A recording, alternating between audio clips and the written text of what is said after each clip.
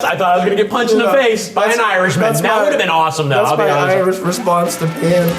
Hey, what's going on, guys? I'm David McCreary, and this is On Edge, with real questions and shocking answers. Today, I'm hanging out with Darren Mulligan from We Are Messengers. So here's what's going to happen. I'm going to ask some questions, and while we're talking, we're going to be playing a game that shocks the last person to press the button on these handles. The shock gets more intense over time, and we've got a few twists toward the end that makes it a little more challenging. So let's get started. I love meeting new people and talking to you guys, but this game is awful. That's way to build it up. I'm excited. Yeah, how excited are you to be here? This is your last chance to leave if you want to. No, I'm good. Good. All right. I'm ready. Is there anything that people believe, or any stereotypes that people believe about Ireland that are false, or there's something we should know that I don't even know what it is? A lot of the stereotypes are true, you know. I'm going to watch this button, bro. A lot of them are true. I think one of the ones that are false is that we still ride around on donkeys and horses and carriages. We're a very advanced country. That is not true. Ow! Come on! No. How do I lose the first time every time? He flinched. You flinched before, and I'm like, I gotta press this button. I didn't even see that. I may have hit it too soon. That's the other thing. If you hit it too soon, you lose. That's dope. Oh, thank God. I thought I got it.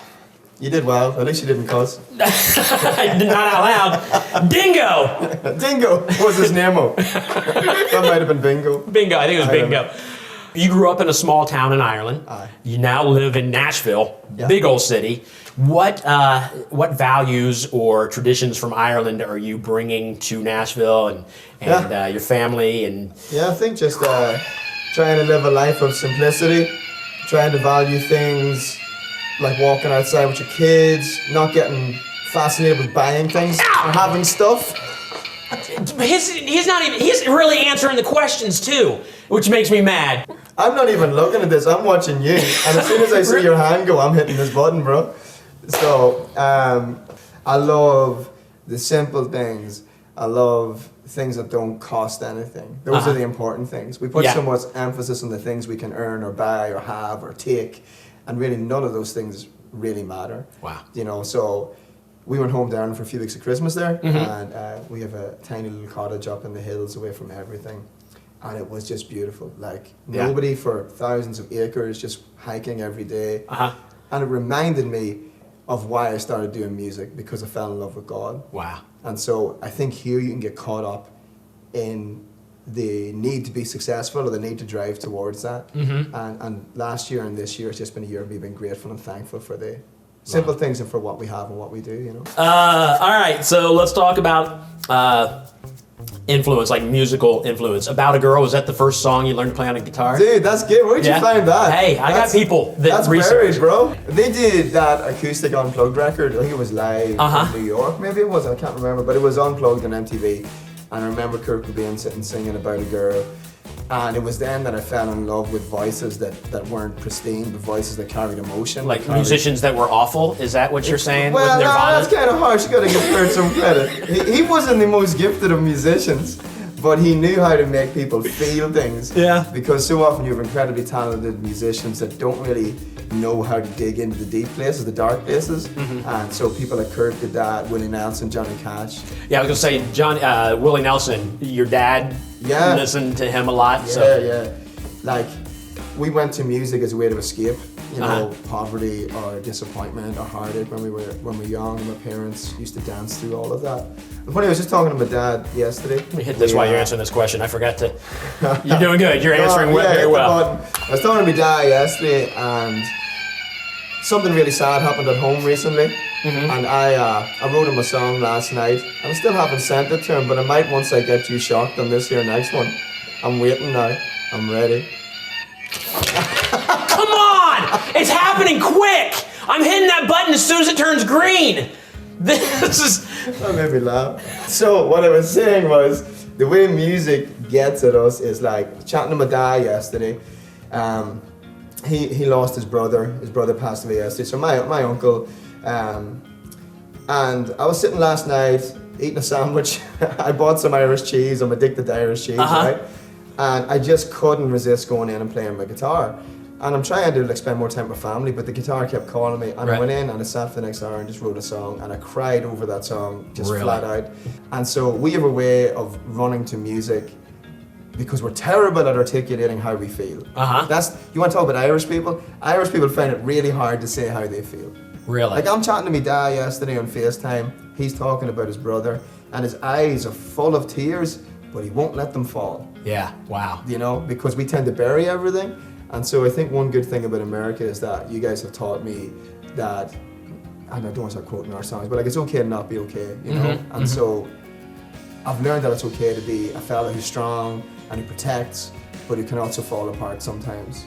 Because if we don't do that, that's when we get trapped, you know? That's good. So, wow. yeah. See, this is the tough part. This happens with a lot of interviews. We ask these questions, they get very real, and then we have to go back into stupidity. I love this. This is Oh, one I'm of my sure you favorites. do. You haven't been shocked yet, Darren. I might take one just to see how it feels. Let's do it. All right, Let's do that. All right, so you came from like the metal hardcore scene. Yeah. Yeah. I had very skinny jeans. These ones are skinny, but they're made from lycra, so they stretch. So they stretch a little bit. I call them my That's what Jane these- Fonda jeans, you know? What is there anything you miss about the hardcore scene? Any? Oh, bro, listen, I put on Metallica, the Black Album the other night, had my kids listening to it. Right. And I just miss that power sometimes. I got it! Ah, Right there! Let me tell you something. My right fist went. The look on his face terrified me for just a second. He got very real and very serious.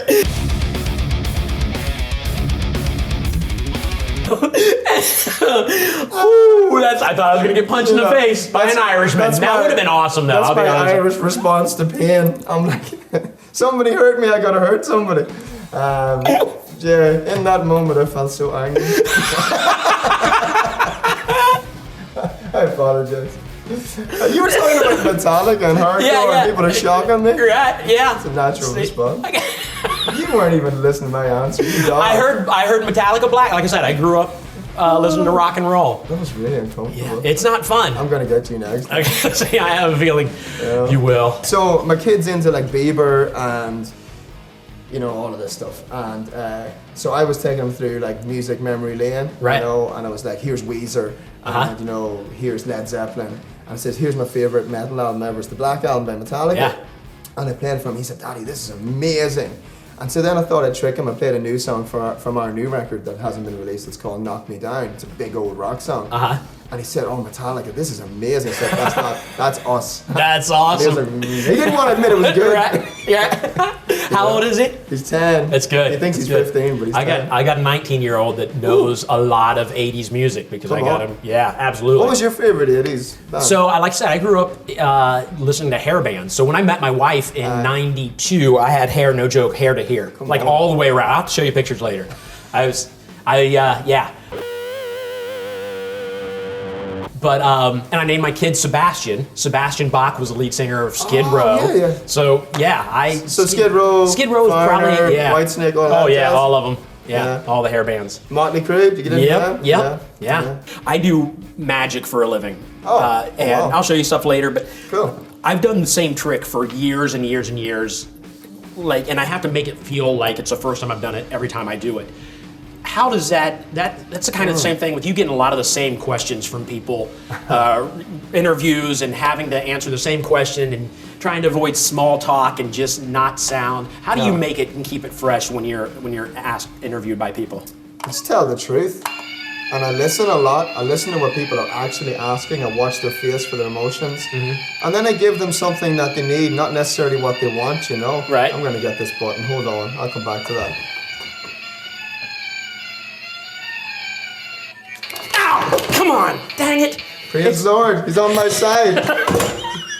See that? God knows who the good guys are. Right? And see, here's the deal. I kicked my foot on the... I'm a wuss, so I kind of let go, but I'm still holding on, and like all the charge goes into this finger. Oh, that made me feel good. Why don't you ask me? See, that's what you've been doing. You've been asking me questions, sitting, waiting to hit that button. Yeah. I've been working. I'm trying to throw you off, and you guys, everybody's still really good at this. What was the question? Oh yeah, how do you keep it fresh when you ask questions? Yeah. I think it's the same thing the way we keep it fresh with our set. You know, we go out with a set list. So It's true. Like this weekend, we went out. We played March for Life in DC, and we rocked the universe down in Orlando. The same set both nights, but not once did we make it through the same set. Yeah. Because we leave enough room to go where the crowd are going. Yeah. See, we don't want it to be we're coming and we're going to impose our set list or our conversation or our agenda on you. We're coming going, wouldn't it be dope if we had an experience together? Yeah. Where we had conversations together.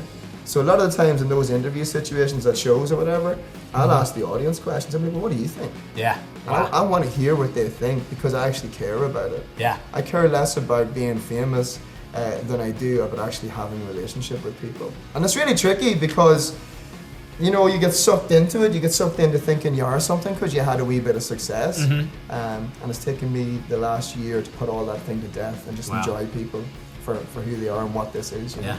That's good. That's a good answer. These are very good answers. All right, so we're going to do something a little different. We're going to change things up. You don't have to worry about it right now. All right, go. We're going to do a different kind of challenge.